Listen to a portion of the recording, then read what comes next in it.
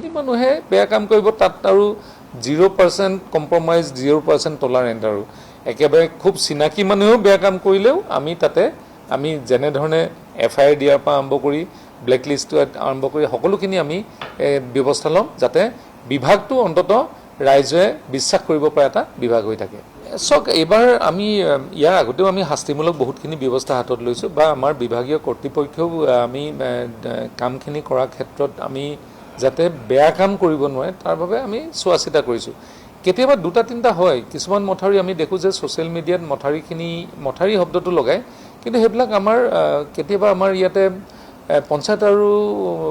Rural development মানে আমাৰ PNRD বিভাগে কেতিয়াবা ৰিং বান্ধ কিছুমান নিৰ্মাণ কৰে, য'ত কিছু ক্ষেত্ৰত আমাৰ অসুবিধাৰ সন্মুখীন হ'বলগীয়া হয়।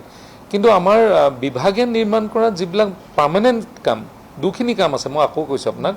এতিয়া যিটো বিশ্বনাথত কৰি থকা কামখিনি হৈছে তাতে যথেষ্ট জিঅ'বেগ জিঅ'মেট পেলোৱা হৈছে, সেইখিনি কিন্তু পাৰ্মানেণ্ট কাম নহয়, সেইখিনি টেম্পৰৰী কাম। কেতিয়াবা এই কামখিনি যেনে তেনে আমি ব্ৰহ্মপুত্ৰখন ভিতৰলৈ সোমাই নাহিবৰ কাৰণে বা ৰখাবৰ কাৰণে সুতিটো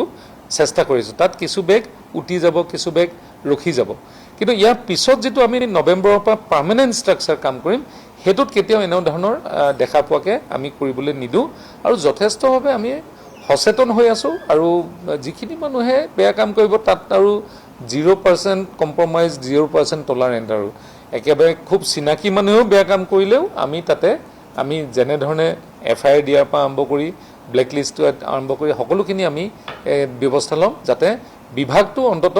ৰাইজে বিশ্বাস কৰিব পৰা এটা বিভাগ হৈ থাকে।